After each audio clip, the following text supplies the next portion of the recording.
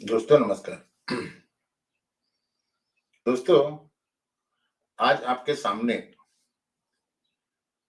अपने अनुभव का एक ऐसा अंश डिस्कस करने जा रहा हूँ, जो मेरे ज़िंदगी में तो बहुत इम्पोर्टेंट है, लेकिन आप लोगों को भी एक सबक देने में सहायक होगा।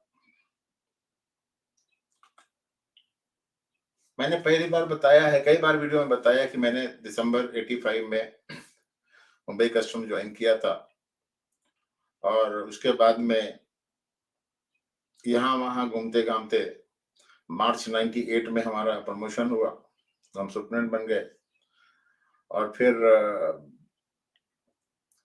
जहाँ-जहाँ भी डालते रहे। लेकिन आज मैं बताना चाहता हूँ कि जनवरी 2000 में मुझे SIIB एक्सपोर्ट मुंबई में पोस्ट किया गया। उससे पहले मैं काजू पड़ाव महेंद्र बॉन्ड में था। अब जब मैं SIIB एक्सपोर्ट में जनवरी 2000 में पहुंचा, तो वहां पर 3 अप्राइजर थे। हाँ, 3 अप्राइजर थे, 1 एग्जामिनर था, 4 प्रिवेंटिव ऑफिसर थे और 1 सुपरिटेंडेंट था। जब मैं पहुंचा वहां पर, तो ना तो वहां पर कंप्यूटर था ढंग का, एक पुराना कोई डॉस वाला कंप्यूटर रखा था, एक कोई फैक्स मशीन थी, इसके अलावा कोई पैराफर्नेलिया उस सेक्शन में नहीं था। यहाँ ये बताना जरूरी है कि SIIB export Bombay custom house के नई बिल्डिंग में ऊपर 9th फ्लोर पर है।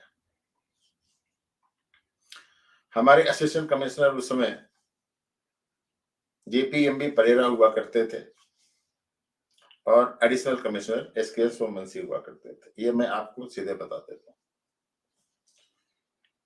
इन दोनों का नाम लेना इंपॉर्टेंट इसलिए है कि आगे इनका रोल आएगा। जब मैं जनवरी में वहां पहुंचा, तो दूसरे या तीसरे दिन या उसी दिन शायद रिपोर्ट किया होगा, तब मेरे को परेरा ने पूछा कि तुमने प्रिवेंटिव में काम किया है, कितने केस किए हैं, ये किए हैं, वो किए हैं। मैंने बोला साहब, केस करने का मौका नहीं मिला हमारे को, केस तो दूसरे लोग कर रहे थे। वो बोले कि यहाँ पे तो बिना उससे काम नहीं चलेगा, आपको केस करना पड़ेगा। मैंने कहा ठीक है सर, आप करवाएंगे तो करेंगे।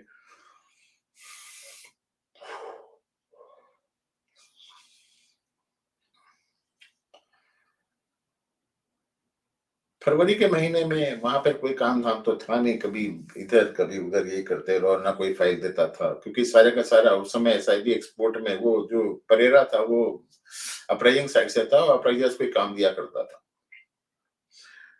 हमारे एक सुप्रीम थे BC मंडल साहब, वो भी उनको शायद काम हम दिया करते थे।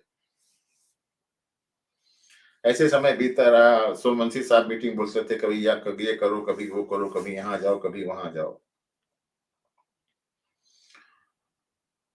परेरा ने मुझे मई के महीने में एक शायद फाइल दी थी, उसमें यह था कि DPB का कुछ गड़बड़ था, बर्तन एक्सपोर्ट कर रहा था और वो DPB ज्यादा ले रहा था, ऐसा कुछ था। बुलेश्वर में कहीं पर उसका ऑफिस था, वो आ नहीं रहा था। 2 दिन हम लोगों ने वहां पर उसके ऑफिस के सामने वॉच करके रखा। एक दिन मॉर्निंग में उसको उठाया और लेकर के ऑफिस में आ गए। हमने उसका स्टेटमेंट लिया। जब स्टेटमेंट लिया तो उसने बोला कि साहब, परेरा साहब को मैं हमेशा रेगुलर पैसा देता हूँ, इस बार पैसा नहीं दे पाया, इसलिए ये केस कर रहे हैं। खैर, वो जो बोला उसको हम लिख नहीं सकते थे, क्योंकि अगर लिखेंगे तो हमारी ऐसी तैसी हो जाएगी। बाद में फिर परेरा ने उसको बोला कि तुम इतना पैसा भरो एडवांस में, ये करो वो करो, सब कुछ जो हुआ तो हुआ। मई के महीने में लास्ट के दिनों में कुछ ऐसा हुआ कि सोमवंशी साहब ने एक मीटिंग बुलाई और अपने ऑफिसर्स को, जो उनके क्लोज ऑफिसर थे, जो प्रेजर थे, उनको बोला कि भाई ठीक है, इसमें कुछ काम करना है। उन्होंने अपना काम वाम शुरू किया और 31 मई के आसपास की बात है। एक टीम जो है बड़ौदा गई थी वहां पर कुछ वेरिफिकेशन के लिए, और वहां से कुछ फोन आया तो सीधा वहां नीचे से फोन आया कि सोमन सिंह साहब का फोन आया कि आप लोग नीचे आ जाओ। हम लोग गए, वो तीसरे तीसरे माला पे बैठते थे, 3rd फ्लोर पे गए। वहां पर उन्होंने बोला कि जो टीम बड़ौदा गई है उन्होंने वहां पर जाके वेरीफाई किया है, और वहां पर एक्सपोर्ट ओरिएंटेड यूनिट नाम की जो जगह है वो वहां जो फैक्ट्री होनी चाहिए वहां पर वो नहीं है, तो आप लोग अलर्ट हो जाओ, आज कुछ काम करना है। अब आप पूछेंगे एक्सपोर्ट ओरिएंटेड यूनिट स्कीम क्या होती है? गवर्नमेंट ने export oriented unit scheme foreign exchange earn करने के लिए शुरू की थी। इसमें होता क्या है कि आप रॉ मटेरियल इंपोर्ट कर लीजिए जो आपको ड्यूटी फ्री मिलेगा, और उसके बाद में उसमें से कुछ मैन्युफैक्चर करिए, कुछ भी बनाइए, रॉ मटेरियल इंपोर्ट करने के बाद में कुछ भी बनाइए और उसका वैल्यू एडिशन करके आप एक्सपोर्ट कर दीजिए। जब एक्सपोर्ट हो जाएगा तो जो गवर्नमेंट को फॉरेन एक्सचेंज एक्सपोर्ट से मिलता है, दैट इज देयर एडवांटेज, ये चलता रहता है। और इसमें क्या होता है कि जब आप फिर ड्यूटी फ्री इंपोर्ट करते हैं और यहाँ पे मैन्युफैक्चर करते हैं और आप एक्सपोर्ट करते हैं तो आपको भी फायदा होता है।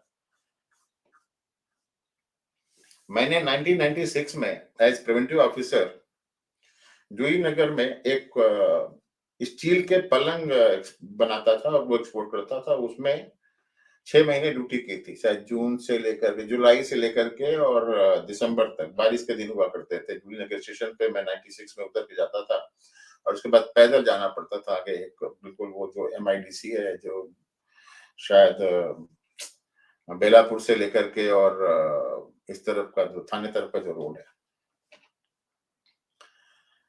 तो ईओयू स्कीम, वहां पर ईओयू स्कीम में वो जो यूनिट थी वो बड़ौदा में कहीं पर किसी गांव में थी, वो नहीं थी वहां पर, तो वहां से रिपोर्ट आ गई।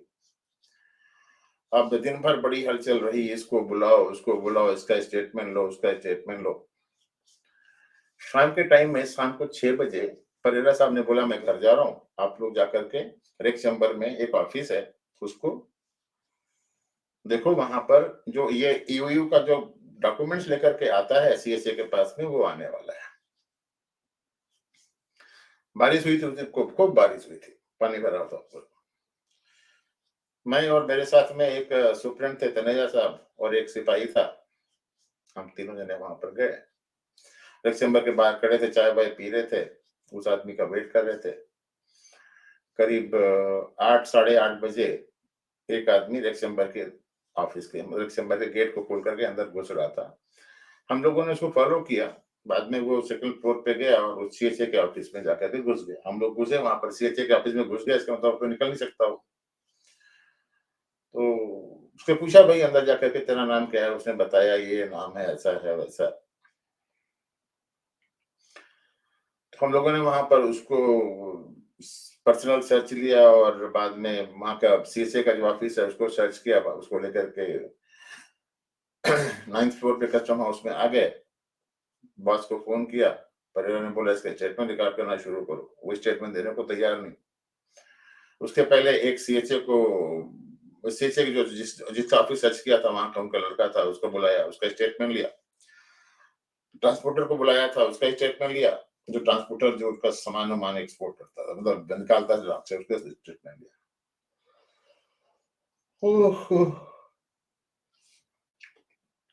मॉर्निंग में 4-5 बजे तनेजा साहब ने थोड़ा सा सख्ती बरती उसके साथ, और उसने फिर वो पैरट की तरीके से बकना शुरू कर दिया। मैंने स्टेटमेंट लिया जैसे वो उसने कहा था, स्टेटमेंट देकर के बॉस को दिखाया, बॉस को मतलब परेरा साहब को दिखाया। परेरा रात को चला गया था, दिन में जब आया वो तो उसने देखा। बाद में नीचे एडिशनल कमिश्नर सोमन सिंह को दिखाया और बाद में फिर उसको अरेस्ट करके आजाद मैदान पुलिस स्टेशन में दे दिया। ये पहला अरेस्ट हुआ उसका, क्योंकि ईवीयू के लिए जो रॉ मटेरियल मंगाता था ये आदमी, उस रॉ मटेरियल को पूरा पूरे मार्केट में डाइवर्ट कर देता था और कुछ भी एक्सपोर्ट नहीं करता था। जब यूनिट थी नहीं तो एक्सपोर्ट क्या करेगा, मैन्युफैक्चर क्या करेगा, एक्सपोर्ट क्या करेगा, ये उसका प्रॉब्लम था। अब इस आदमी ने जो अपना स्टेटमेंट दिया तो उसमें ये बोला कि ये किसी के लिए जो सूरत का कोई व्यापारी है, उसके लिए ये काम करता है। 5,000 या 10,000 रुपए में खाने-पीने को मिलता है, रहने को मिलता है, ये करता है। तो उस आदमी का नाम जब उसने लिया, तो दूसरे दिन मॉर्निंग में हम लोगों ने उसका जो बम्बई का ऑफिस है, कुछ सारंगी स्ट्रीट या कुछ है वो, श्रद्धानंद होटल के सामने बगल में है कहीं पर भी। वहाँ पर जाकर के हम लोगों ने सर्च किया। उसके अलावा उसका एक ऑफिस भी था। ये जो सारंगी स्ट्रीट वाला शायद जो घर था और मोहम्मद अली रोड में उसका एक ऑफिस था, उसको भी सर्च किया। शाम बाद में सर्च करने के बाद में शाम को उसको आजाद मैदान को दे दिया। अब शुरू होती है कहानी आगे की। जो उसने एड्रेस दिया था सूरत का, उस एड्रेस पर हमने संबंध दिया। अभी मैं पिक्चर में नहीं हूँ, मैं सिर्फ पीछे हूँ। जो अप्रेजर लोग हैं वही अपना काम कर रहे हैं। हम लोग सिर्फ चूँकि प्रिवेंटिव साइड से तो हमारे को पंचनामा करने के लिए, ये करने के लिए, जेल में डालने के लिए और अरेस्ट करने के लिए, कोर्ट में जाने के लिए ल लगाया जाता था। ये परिवार साहब की रणनीति थी। जब उसको सम्मन-वम्मन दिया गया तो उस बंदे ने सम्मन तो नहीं वो किया लेकिन उस सम्मन के बेसिस पर उसने चंडीगढ़ हाई कोर्ट में पंजाब हरियाणा हाई कोर्ट में एक रिट पिटीशन डाला और वहां से एंटीसिपेटरी बेल ले ली। एंटीसिपेटरी बेल लेकर के वो आया। उसका हम स्टेटमेंट ले रहे थे तो उसको बोला भाई ठीक है, जो ये इसका ये यूनिट है, इसका मालिक है, उसको भेजो। तो उसने बोला कि वो जो मालिक है वो तो मर गया है, something like that. But ultimately जब उसका स्टेटमेंट चल रहा था उस दौरान या स्टेटमेंट खत्म होने के दौरान फिर उसने उस आदमी को भेजा। जब वो आया तो उसने जाकर के कोर्ट में सरेंडर करने की कोशिश की। हम लोगों ने कोर्ट में सरेंडर करने नहीं दिया, उसको पहले उठा लिया और उसको भी अरेस्ट कर लिया और 2 जने हो गए। अब जब उसने अपना स्टेटमेंट दिया, उसने बोला कि यही आदमी काम करता है, तो फिर इसको सिर संबंध दिया, तो इसने क्या किया जाकर के हिमाचल प्रदेश के शिमला हाई कोर्ट से बेल ले ली, एंटीसिपेटरी बेल ले ली, फिर ही आया। 1 महीने की एंटीसिपेटरी बेल दिया करते थे इसको।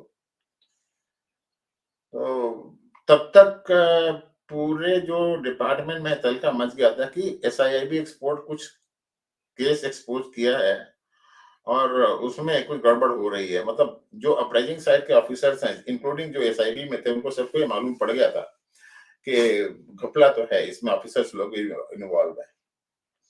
तो जैसे उनको ये मालूम पड़ा कि ऑफिसर्स लोग इन्वॉल्व हैं, तो अप्राइजर लोगों का एक एटीट्यूड होता है कि वो लोग पीछे से खिसकना शुरू करते हैं। तो gradually they started dumping entire work of the investigation on me. So much so that कि जो जगदीश शरण करके अप्राइजर थे वहां पर, उनका ट्रांसफर ड्यू था और वो ट्रांसफर करवा करके अपना सीसी ऑफिस में चले गए। और आर के मीना साहब का भी जब ट्रांसफर आया तो वो भी निकल लिए। विधान चंद्रा जी थे कुछ दिन के लिए, आर के मीना विधान चंद्रा कुछ दिन के लिए थे। फर्दर इन्वेस्टिगेशन जब हुआ तो उसमें एक सूरत का ही व्यापारी था, उसको बुलाया गया, उसका स्टेटमेंट विधान चंद्रा ने लिया, उसको भी अरेस्ट किया, तो ये 3 हो गए। इसके बाद में एक और कोई था बेचारा, वो भी घूमता फिरता आ गया था, उसको अरेस्ट किया। 4 तो 4-5-6 लोगों को हम लोगों ने अरेस्ट किया, तो अपना मामला तो सिर्फ कोर्ट की तरफ होता है।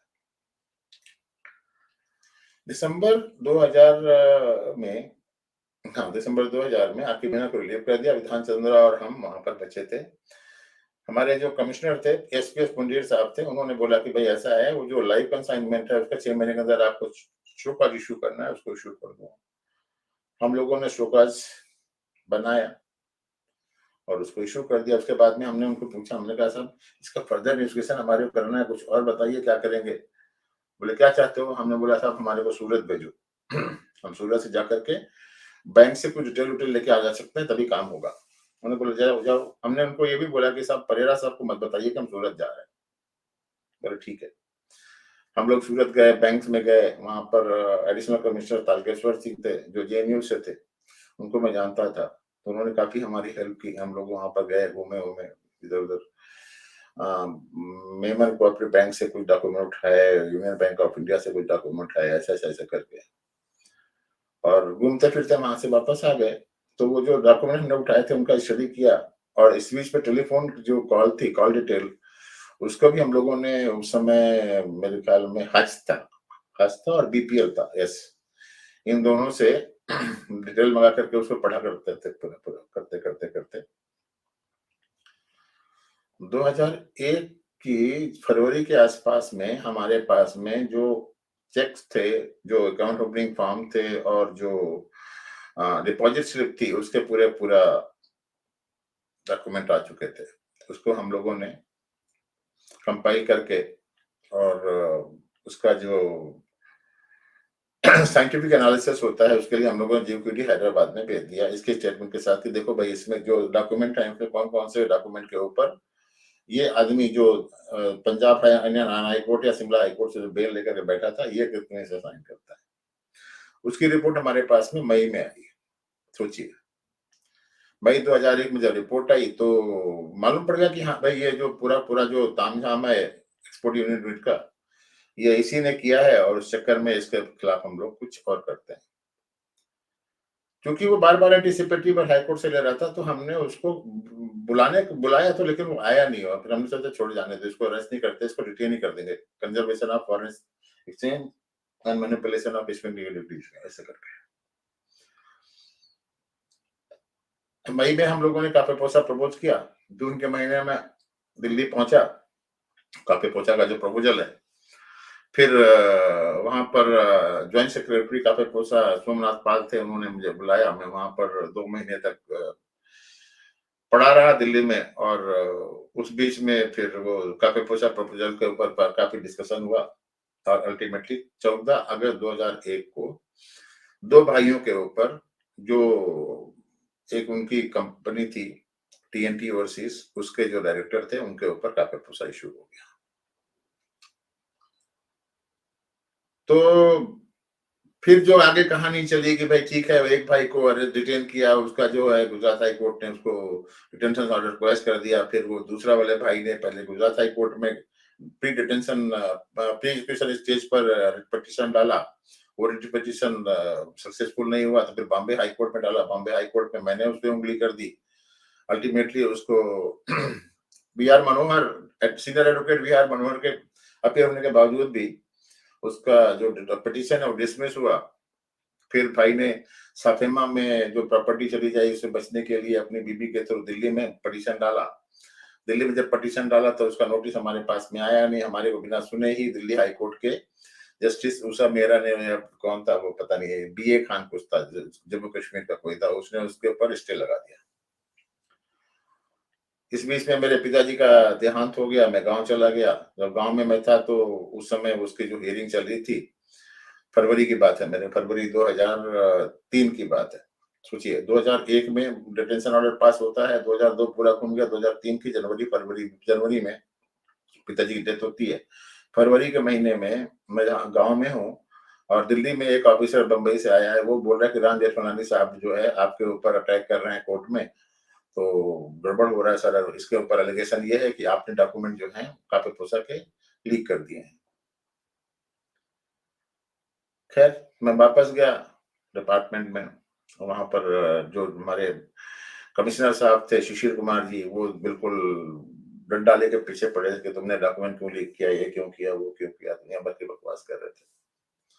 तो मैंने उनके खिलाफ जो है वो प्रेसिडेंट को कंप्लेंट मार दी कि प्रेसिडेंट ये जो है सारे के सारे मिले हुए हैं और ये अपने जो कल्प्रिट है, जो एक्यूज है उसको बचा रहे हैं और हम मेरे को हरास कर रहे हैं। प्रेसिडेंट साहब ने वहां से वो जो मेल है वो वापस भेज दिया। शिशिर कुमार ने फिर मेरे ऊपर डंडा किया। मैं बोला साहब ठीक है, मुझे आपके साथ में काम ही नहीं करना है और मैं छुट्टी चला जाता हूँ। मैं छुट्टी जाने की तैयारी कर रहा था, इतने में घर से खबर आई कि मेरे भाई साहब का रोड एक्सीडेंट में मार दिया गया है 6 तारीख अप्रैल को। मामला ही गड़बड़ हो गया। फिर मैं गाँव गया, वहाँ पर पड़ा रहा, भाई साहब का अंतिम संस्कार किया, उसके बाद में उनकी 13वीं की, फिर वापस आया। मतलब मेरा मन नहीं कर रहा था, मुझे डिपार्टमेंट में काम करना है। जून के महीने में मैंने दोबारा से फिर प्रेसिडेंट को कंप्लेन मारी कि साहब ये आदमी वहीं रहता है जहाँ पर डीआरआई का ऑफिस है, बिल्कुल सामने है, फिर भी इसको नहीं डिटेन करते। क्योंकि ये बंदा नहीं जा रहा था अंदर। अच्छा, उससे पहले जो स्टे लगाया था दिल्ली हाई कोर्ट ने, मैंने उसको स्टे को हटवाने के लिए फिर से प्रेसिडेंट को कंप्लेन किया। उस चक्कर में क्या किया, रेवेन्यू मिनिस्ट्री के जेएस काफिर-पोसा ऑफिस ने, जॉइंट सेक्रेटरी काफिर-पोसा ऑफिस ने सुप्रीम कोर्ट में एसएलपी डाली और अप्रैल 2003 में वो स्टे हटा। जब वो स्टे हटा, तो उसको डिटेन करना चाहिए, लेकिन सूरत पुलिस उसको डिटेन नहीं कर रही थी। तो फिर मैंने जब जून के महीने में कंप्लेन मारी, तो वो बंदा, पुलिस ने उसको पकड़ा और पकड़ के अंदर डाला। उसके बाद में हम लोग गए, जुलाई के महीने में वहाँ पर बड़ौदा में गए उसको पेपर देने के लिए, बड़ी गालियाँ दे रहा था मेरे को, ये है, वो है। एनीवे, जब उसका डिटेंशन हो गया और उसका पेपर्स दे दिए, तो मैंने बोला ठीक है सर, अब हमारा काम पूरा हो गया है, अब मुझे बाहर जाने दो। 2000 पूरा 1, 2001, 2002, 3 साल हो गया। 2003 का सितंबर के महीने में 3.5 साल हो रहे थे मेरे को। अब ऐसा मुझे बाहर जाना है, मुझे अब आपको मेरे ऊपर विश्वास नहीं है। कमिश्नर शिशु कुमार थे, आपको मेरे पे विश्वास नहीं, मैं छोड़ो यहाँ से, नहीं छोड़ रहे थे। मैं चीफ कमिश्नर गया, सुब्रतो बसु थे, उनको बोला कि साहब आप मुझे छोड़ो, मुझे नहीं काम करना है इसके साथ में। तो चीफ कमिश्नर ने मेरे को रिक्वेस्ट किया कि जब तक इसका एडवाइजरी बोर्ड नहीं हो जाता तब तक आप रहिए। मैंने कहा ठीक है। एडवाइजरी बोर्ड सितंबर के महीने में हुआ, 17 सितंबर के आसपास में शायद हुआ था। हाँ, 17 सितंबर 2003 में हुआ था। उसके बाद में मेरे को छोड़ दिया गया, मैं जाकर के वहां से आयल यूनिट में पहुंच गया। आज की डेट में मुंबई के जो चीफ कमिश्नर हैं, मिस्टर पीके अग्रवाल, उस समय वो मुंबई में एडिशनल कमिश्नर हुआ करते थे। आयल यूनिट में चले गए हम। उसके बाद में फिर वो हमारा केस से मामला छूट गया। तो कहने का मतलब ये है कि अगर आप डिपार्टमेंट में काम करते हैं, लगन से काम करते हैं, बुद्धि से काम करते हैं, तो काम करने का तरीका और काम करने का स्कोप बहुत है। आप बहुत कुछ कर सकते हैं। लेकिन होता क्या है कि ढंग से काम कोई करने देता नहीं है। हमने एक्सपोर्ट ओरिएंटेड यूनिट का केस एक्सपोज़ किया, उसके चक्कर में पूरी मोडास ऑपरेंडी मालूम पड़ गई और पूरे हिंदुस्तान में एक्सपोर्ट ओरिएंटेड यूनिट के ऊपर रिस्ट्रिक्शन रखा गया। डीआरआई हमारे बगल में थी, डीआरआई ने पूरा डीआरआई के ऑफिसर्स उस समय एक्सपोर्ट यूनिट के जो फ्रॉड करने वाले थे, उनके साथ पैसा लेते थे और कुछ भी नहीं करते थे। तो जो पूरा केस था, वो जो मैंने एक्सपोज़ करवाया था या जो एक्सपोज़ हुआ इन्वेस्टिगेशन के दौरान, वो 40 करोड़ था। लेकिन मुझे दुःख के साथ कहना पड़ता है कि ना तो डिपार्टमेंट के सीनियर ऑफिसर्स आपका हेल्प करते हैं, ना आपको सिस्टम हेल्प करता है, ना गवर्नमेंट हेल्प करती है। आपको अपनी लड़ाई बाद में अकेले ही लड़नी पड़ती है। इतना बड़ा पंगा लिया मैंने, भाई को खोया और बाद में फिर शायद सर्विस भी मेरी इस चक्कर में ही गई, मुझे नौकरी से निकलना पड़ा।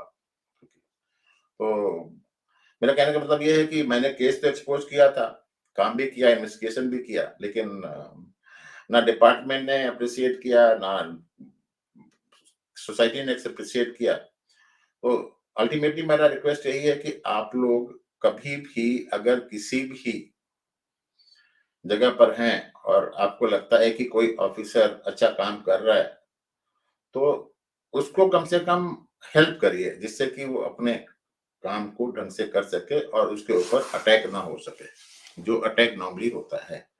तो ये है एक्सपोर्ट एक्सपोर्ट ओरिएंटेड स्कीम का फ्रॉड, जो आपको बताना था, मैं बताया। ठीक है? मिलते हैं अगले अंक में किसी और मुद्दे के साथ। तब तक नमस्कार। जय हिंद, जय भारत, मातरम।